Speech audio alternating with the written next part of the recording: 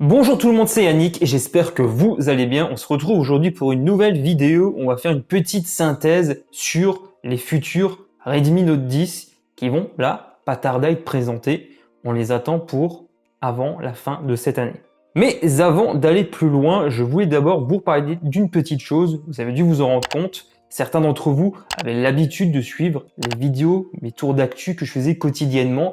Malheureusement, là, j'ai dû les mettre en pause. Ça me prend en fait beaucoup trop de temps. J'ai aussi pas mal de travail également à côté de mes vidéos YouTube. Ces prochains temps, il va y avoir des changements. Je vais pas complètement abandonner ce format. Je vais juste le faire évoluer vers autre chose. Et cette première vidéo en est un parfait exemple. J'aurai l'occasion de vous parler de certaines choses que je prévois d'ici pas très longtemps. Dans tous les cas, un grand merci pour votre soutien, pour votre fidélité. La chaîne continue beaucoup d'évoluer et c'est grâce à vous, mes abonnés. On rentre dès à présent dans le vif du sujet en parlant de ce qui se prépare du côté de chez Xiaomi, notamment la filiale Redmi. La gamme Note de chez Redmi est une gamme iconique depuis des années. Beaucoup de fans de la marque à travers le monde attendent impatiemment l'arrivée des nouveaux modèles. Et il faut dire que les leaks sont plutôt rares. En tout cas, je trouve. Pourtant, on sait que Xiaomi prépare la sortie de cette nouvelle gamme de smartphones, tout simplement parce qu'il y a déjà plusieurs modèles qui sont passés auprès d'un organisme de certification chinois. C'est donc une source relativement fiable. Et il serait question exactement de 3 modèles et je vais vous en parler. L'organisme de certification chinois dont je viens de parler a vu passer 3 modèles avec des références assez proches les unes des autres, faisant penser donc qu'il s'agit bien des Redmi Note 10. On s'attend que 2 de ces modèles soient compatibles avec la 5G, tandis que le dernier, le moins cher, sera uniquement compatible 4G. On s'attend à ce que chacun de ces modèles soit baptisé de la manière suivante. Le modèle le plus haut de gamme s'appellera Redmi Note 10 Pro Max. Et les 2 autres, ce sera Redmi Note 10 Pro et enfin Redmi Note 10.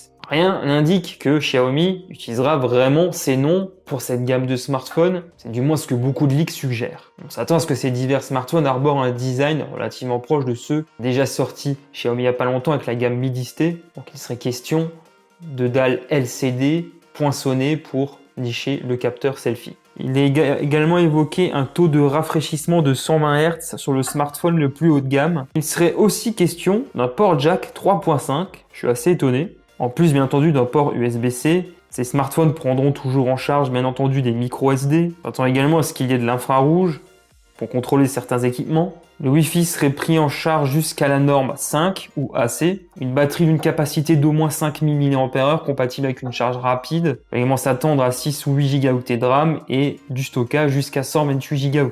Avec peut-être une variante à 256 Go.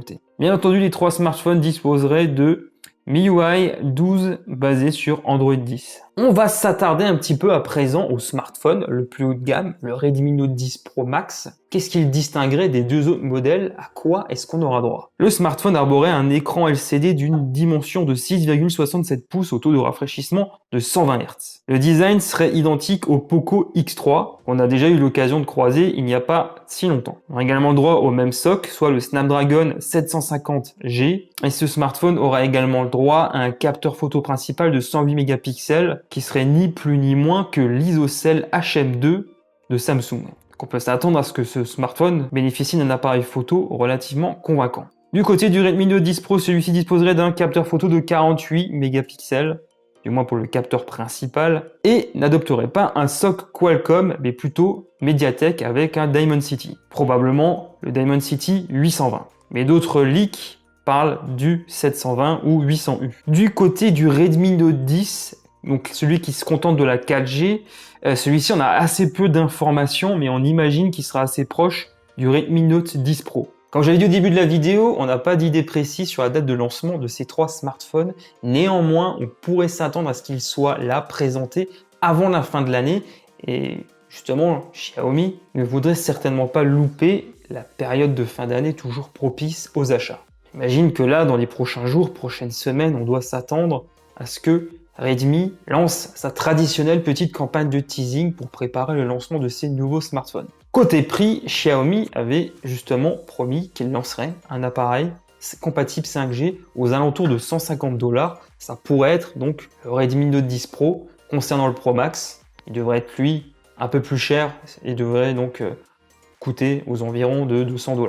Bien entendu, concernant le prix, les pincettes sont de rigueur puisqu'on n'a aucune information officielle par rapport à ça. Néanmoins, les choses se précisent de plus en plus. Au fil des jours, au fil des semaines, on a de plus en plus d'informations, même s'il reste encore pas mal de zones d'ombre. Qu'est-ce que vous pensez de ces smartphones? Est-ce que vous attendez cette nouvelle gamme? Moi, j'ai particulièrement hâte de découvrir le Redmi Note 10 Pro Max avec cet appareil photo de 108 mégapixels pour voir un petit peu ce qu'il vaut. Et également voir si les tarifs seront aussi accessibles qu'on l'espère. On a déjà eu quelques mauvaises surprises avec Xiaomi par le passé, donc j'espère que là, avec la gamme Redmi Note, ils ne vont pas commettre la même erreur. Après, avec la récente sortie des Mi 10T, je suis plutôt rassuré, parce que là, les tarifs sont quand même plus accessibles.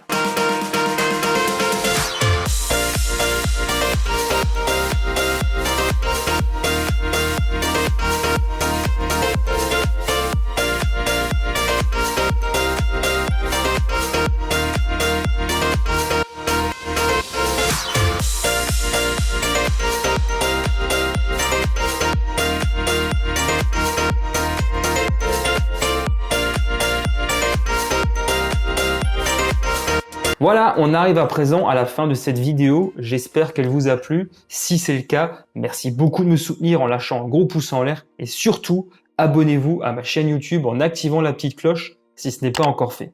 Je suis également présent sur les réseaux sociaux. Les liens sont juste en bas dans la description. Pour ma part, je vous retrouve très bientôt pour une prochaine vidéo. D'ici là, portez-vous bien. Allez, ciao tout le monde!